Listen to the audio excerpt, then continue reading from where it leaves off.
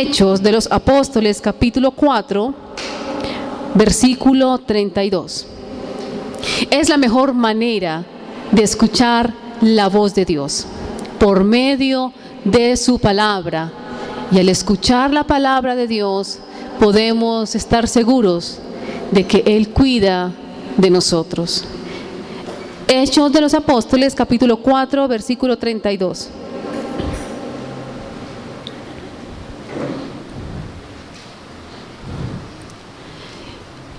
Leemos para escuchar.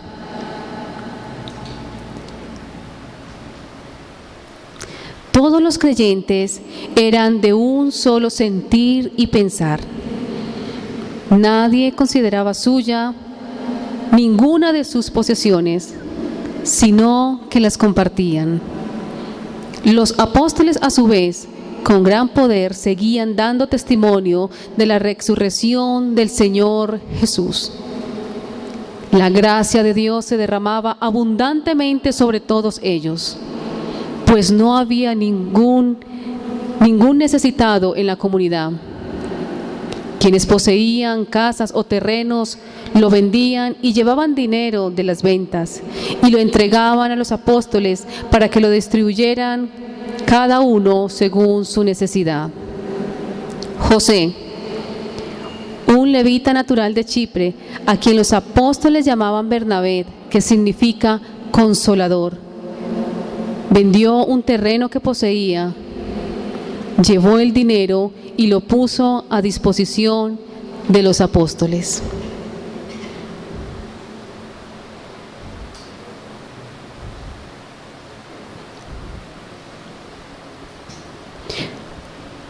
¿De qué manera tu vida aporta a la armonía y fraternidad de la iglesia?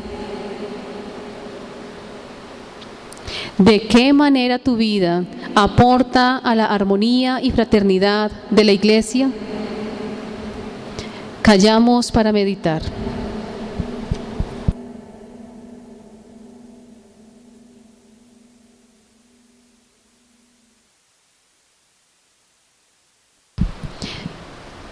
Oramos para responder. Señor Jesús, pedimos para que nuestras vidas, oh Dios, tengan un solo sentir. Podamos pensar y vivir como Cristo. Y de esta manera, Señor, vivir en armonía, en fraternidad, siendo uno solo en ti. Rogamos, Señor, para que nos hables. Abrimos, Señor, nuestros oídos, nuestra mente, nuestro corazón, para que nos enseñes, Señor. Quitemos nuestra pretenciosa manera de vivir, egoísta, y podamos vivir, Señor, con la mente de Cristo, sabiendo que somos uno en ti. Amén. Quiero invitar al pastor Edison, quien nos estará hoy predicando la palabra del Señor. Iglesia, belleza y agallas.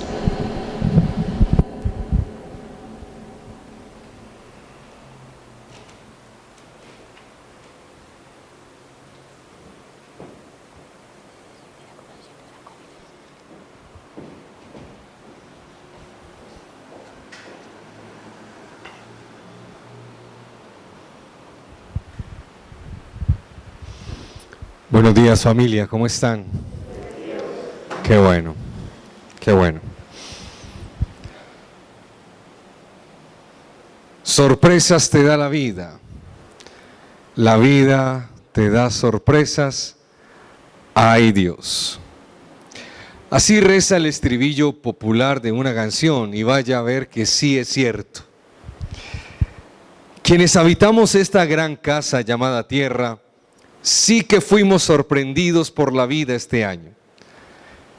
El año 2020, por lo menos lo que llevamos hasta ahora, nos dio la sorpresa del siglo.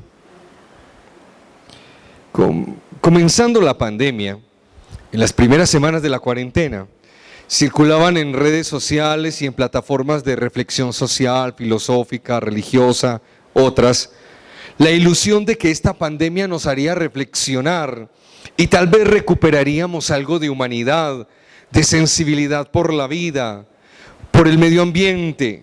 Soñamos que tomaríamos conciencia de lo valioso que es el hogar, la familia, la iglesia, en fin. Pero pasaron 8 meses y la desilusión nos visita con una cruel realidad.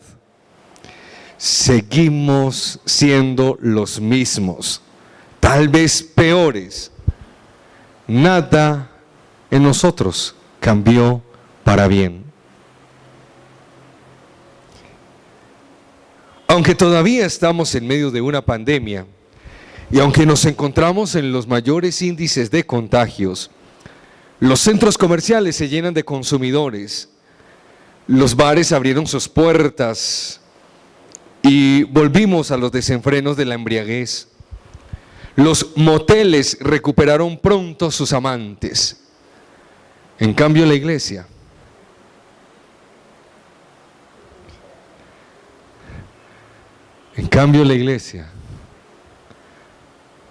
es como ese ejército que perdió soldados. En la parábola de Jesús hay un buen pastor que tenía 100 ovejas y al perder una dejó 99 en el corral para salir a buscar una que había perdido.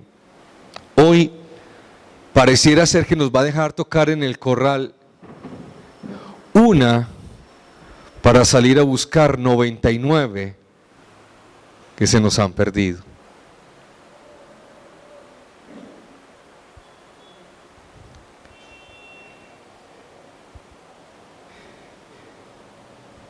Entiendo que muchas personas, sobre todo adultos mayores y niños, se abstienen de congregarse para reducir el riesgo de contagio, y está bien, súper bien. Entiendo que a veces enfermamos y precisamos aislarnos 1 o 2 semanas, pero dejar de congregarnos. La iglesia verdadera de Jesucristo nunca ha vivido tiempos fáciles. Colombia nunca ha vivido tiempos que no sean difíciles. Ni siquiera la persona de mayor edad, entre los que estamos aquí hoy, desde lo que recuerda de su infancia hasta lo que ha recorrido, yo creo que no puede decir que ha conocido en Colombia 1 año, 2 años, 3 años que hayan sido fáciles. Todos nosotros en este país nacimos en tiempos difíciles, crecimos en tiempos difíciles, estudiamos, trabajamos, formamos hogar, tuvimos hijos en tiempos difíciles. Nunca la hemos tenido fácil en Colombia. Nunca, como ciudadanos ni como cristianos. Somos una raza fuerte, sobreviviente, bonachona, esforzada, valiente. Pero en cuanto a nuestra fe en Jesucristo y a nuestra vida de iglesia, sospecho que nos están faltando agallas. Pero tranquilos, es solo una sospecha. El libro que nuestras Biblias titulan Hechos de los Apóstoles colecciona una serie de testimonios, acontecimientos del siglo I, cuando el Espíritu Santo descendió en el Pentecostés y se desató como en efecto dominó el surgir de una iglesia, de una comunidad fraterna, de un movimiento evangelizador y trastornador del mundo antiguo. San Lucas, quien viene siendo su autor, escribió prodigiosamente esta colección de testimonios para que hoy como iglesia tengamos conocimiento de cómo aconteció la iglesia en sus orígenes, del cómo obró el Espíritu Santo en ella con gran poder y gloria. Cuando comenzó la iglesia, para ninguno de ellos fue fácil. Para ninguno de ellos fue fácil congregarse. Para ninguno de ellos fue cómodo vivir la fe en comunidad. A ellos les costó persecución, cárceles, difamación, tortura, desplazamiento forzoso, dolor, inclusive a muchos la muerte. El primer mártir por causa de la fe en Jesucristo fue Esteban. Y a partir de Esteban hasta el día de hoy no cesan los mártires por causa del Evangelio de Jesucristo. Ellos no se valieron del peligro, la muerte, la persecución, la difamación como excusas para dejar de congregarse. Por el contrario, con mayor fuerza y fe vivieron el Evangelio comunitariamente. Y esto se volvió un gran referente para nosotros hoy, quienes estamos enfrentando menores peligros que ellos a la hora de vivir el Evangelio en comunidad, en iglesia. Iglesia, en este hermoso mundo que pertenece a Dios, habitamos miles de comunidades. Miles de ellas son religiosas. Miles de ellas afirmamos ser cristianas. Pero, ¿qué particularidades tiene una comunidad genuinamente cristiana? Damas y caballeros, para que una comunidad califique como iglesia de Jesucristo, debe tener en primer lugar a Cristo. Cristo es su cabeza, su fundador, su fundamento, su dueño y Señor, su amante y Salvador. Cristo es el todo de la iglesia, inclusive su futuro. Esperamos a Cristo. Otra particularidad que distingue a la iglesia de otras comunidades en el mundo es la plenitud del Espíritu Santo en ella. El Espíritu Santo dio origen a la iglesia en el Pentecostés, cuando los apóstoles, acompañados de un centenar de personas, fueron sorprendidos, visitados de una manera milagrosa, maravillosa y transformadora. El Espíritu Santo hizo su tabernáculo en la iglesia, su morada.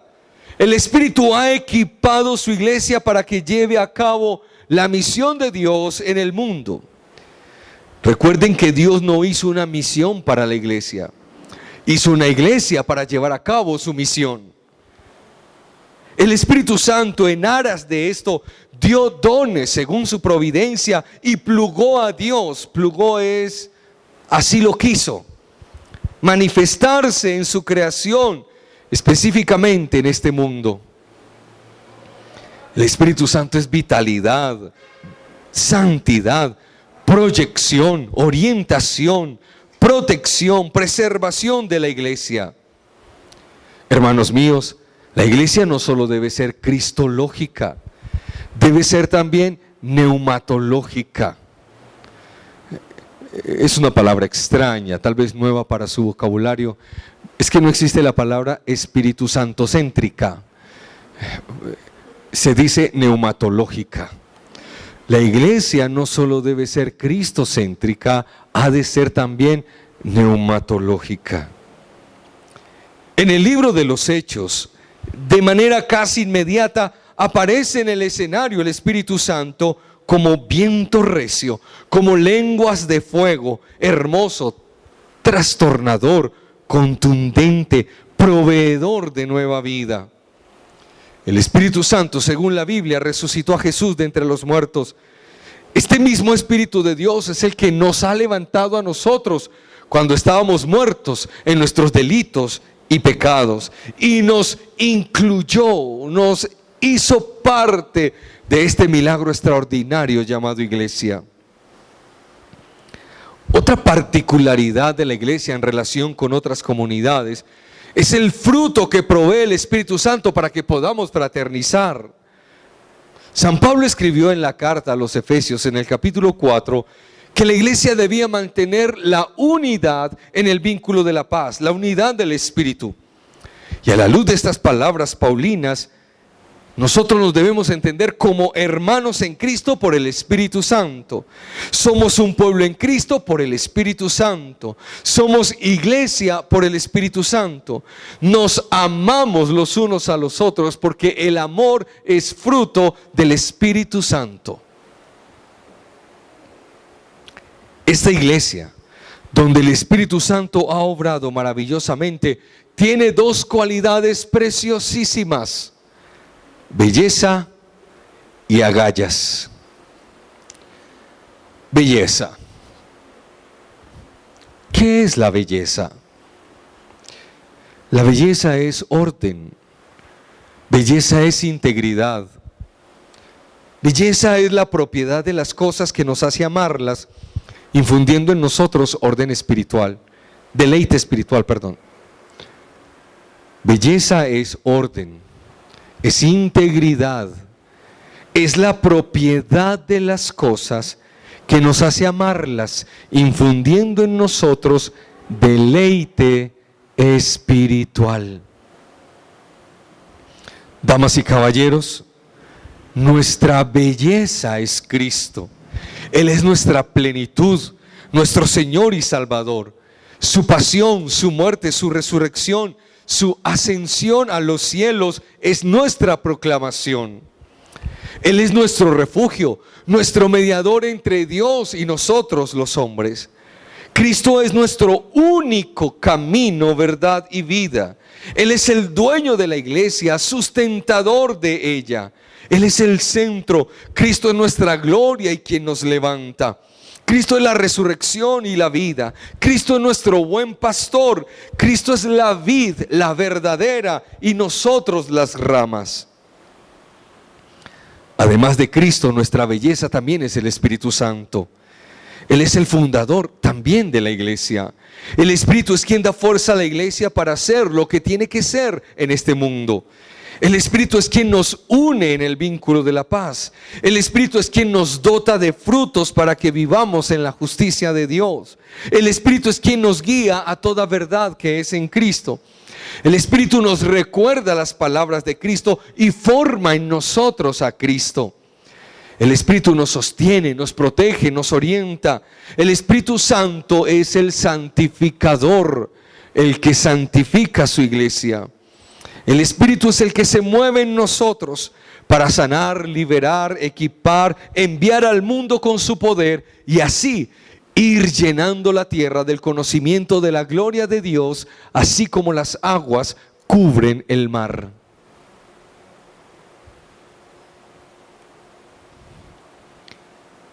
Nuestra belleza también es la vida cristiana y espiritual que profesamos. Eso es belleza. Por ejemplo, la belleza de la fe. Fe, la que es respuesta genuina al llamado que Dios nos hace por medio del Evangelio a creer en Jesucristo como el Señor y Dios de todo lo creado, de nuestras vidas, a creer en sus palabras, a creer en su poder y su gloria, a creer en lo que hizo desde la cruz para redención de todos nosotros, a creer en su resurrección, en sus promesas. Fe para creer que volverá y restaurará todas las cosas. Nuestra belleza también es la unidad. La iglesia es hermosa por la unidad y se embellece con ella. Dice el testimonio de Lucas que todos los primeros creyentes eran de un mismo sentir y pensar. La vida actual de la iglesia urbana es iglesia en la ciudad, porque el fenómeno es diferente en las iglesias del campo, rurales. Pero yo vengo intuyendo que en la iglesia urbana nos distinguimos por un orgullo mental que todos defendemos, porque a la mayoría nos parece lindo, no, muy lindo la manera en que pensamos, la manera en que pensamos. Y lo manifestamos así con palabras contundentes. Es que yo pienso así, es que esta es mi manera de pensar, es que qué pena con usted, pero a mí no me parece. El problema de quienes así nos estamos expresando es que se nos está pasando por alto que todos debemos pensar como Cristo. Y en la mente de Cristo nos encontramos y en ella nos unimos. No se trata tanto de cómo pienso yo, sino cómo piensa Cristo en mí.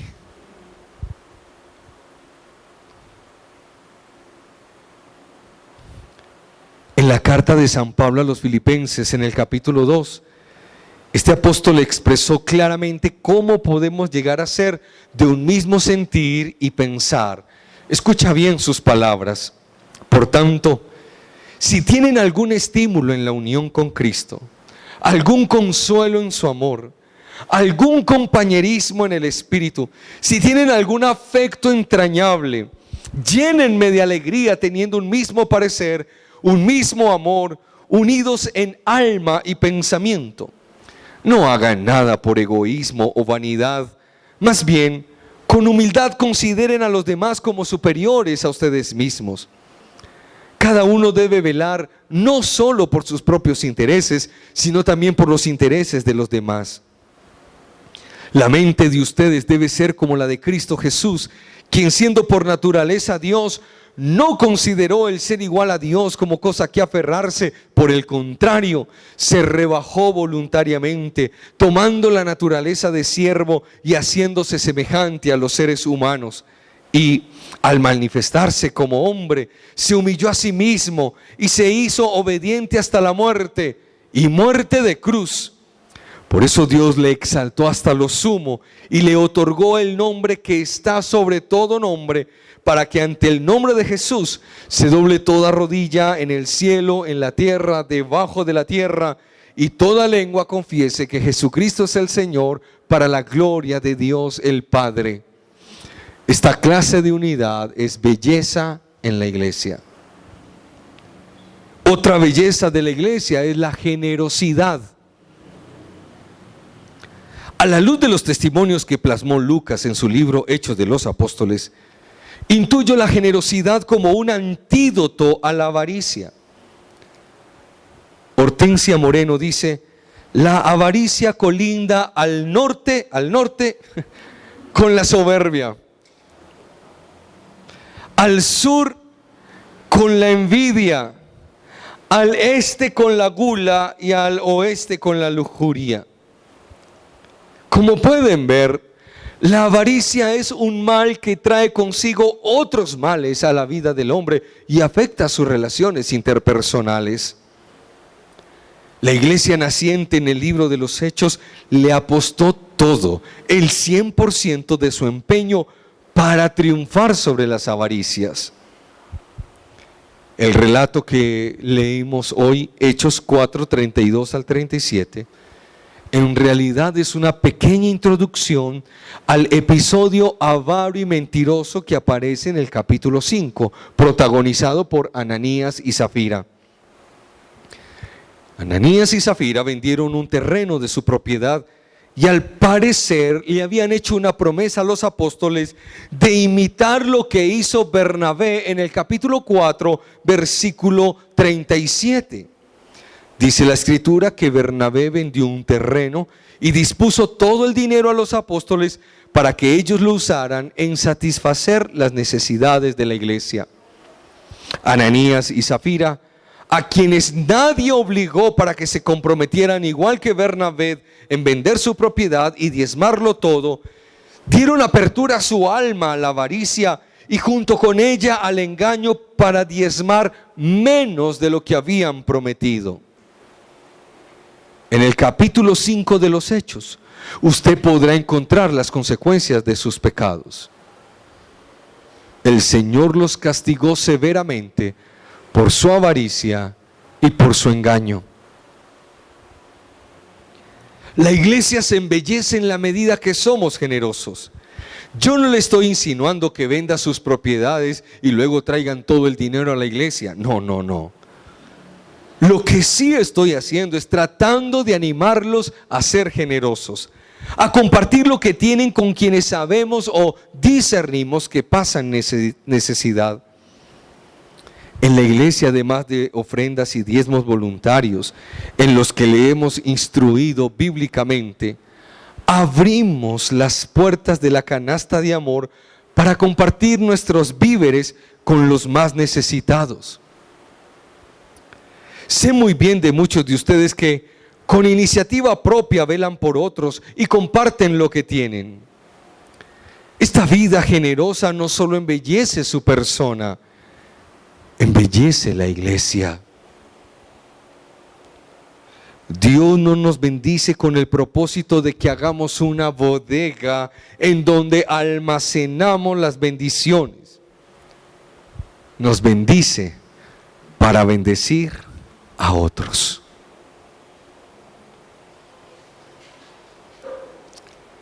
Hasta aquí he desempacado dos asuntos del pasaje, la iglesia y la belleza.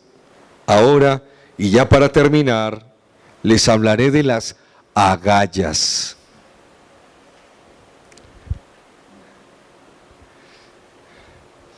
Bien, me calmaré antes de que suceda cualquier otra cosa.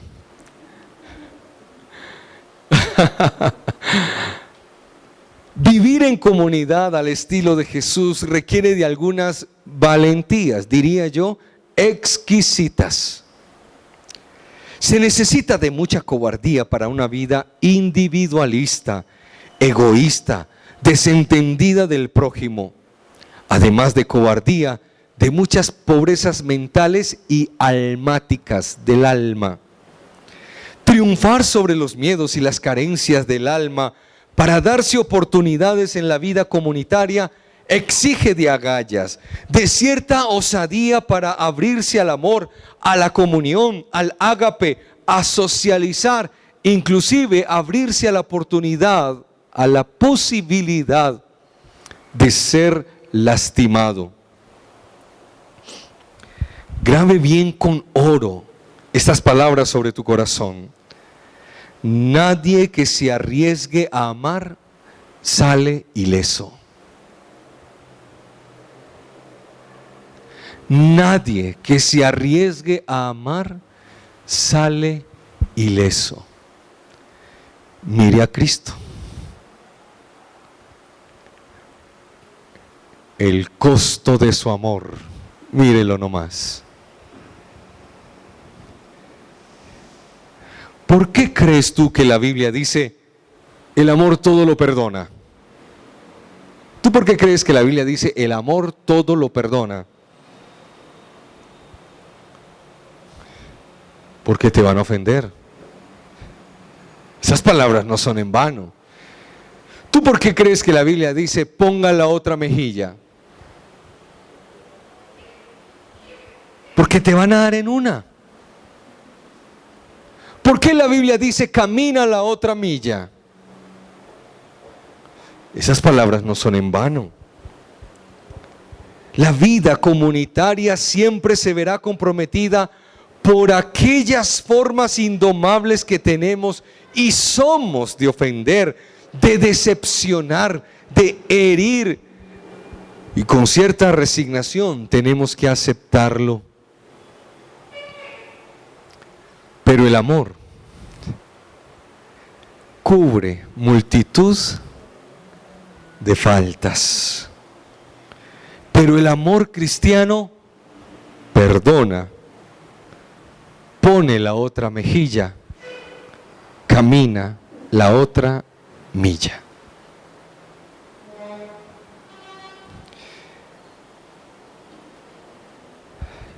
Para esto se necesitan agallas. La unidad fraternal cuenta con muchos enemigos. La unidad que nos provee el Espíritu de Dios se enfrenta a muchos obstáculos que solo en Cristo y con la fuerza del Espíritu Santo podemos vencer. Desafortunadamente es muy común confundir uniformidad con unidad. La uniformidad es dañina, enfermiza y tóxica. La unidad, por otro lado, es liberadora, porque no pretende uniformarnos en actitud, en personalidad, expresión, entre otras. La unidad es el lugar donde las diferencias cohabitan armónicamente. El único Dios revelado en las Escrituras ha metaforizado la unidad en toda su creación. Note usted que los jardines se componen de diversas flores, no de la misma flor. La vida silvestre se integra de diversas vidas. El universo es un espacio extraordinario donde la uniformidad no tiene cabida. El universo es un espacio extraordinario donde la uniformidad no tiene cabida. Como el universo, así es la iglesia. un inmenso hogar donde cabemos sin necesidad de ser iguales. Dios aprecia y valora las diferencias cuando se sostienen sobre el tapete del amor.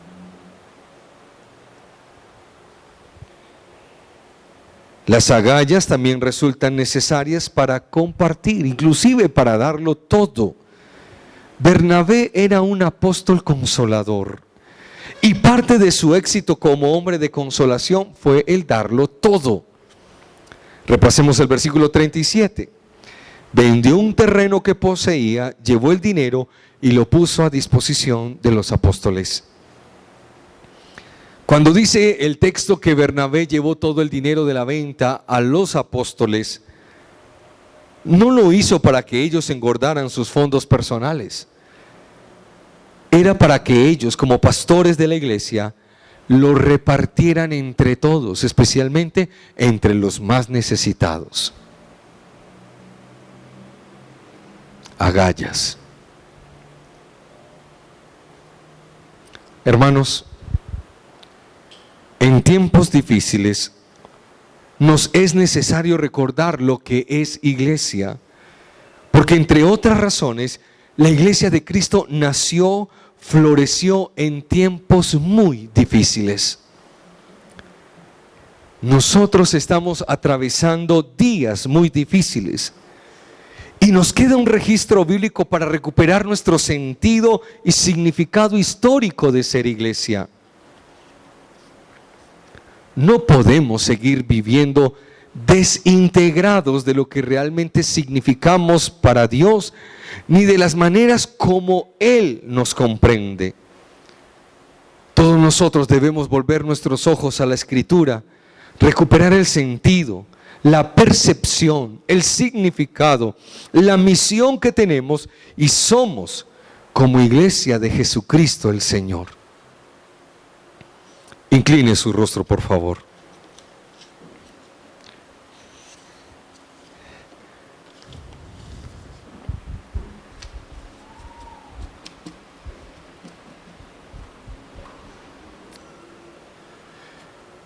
Por favor, recoja en su corazón la respuesta a esta pregunta. ¿Qué me dijo Dios hoy?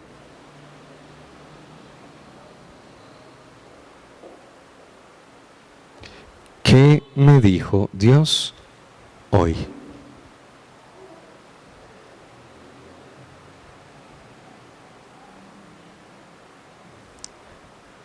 Ahora habla con Dios al respecto.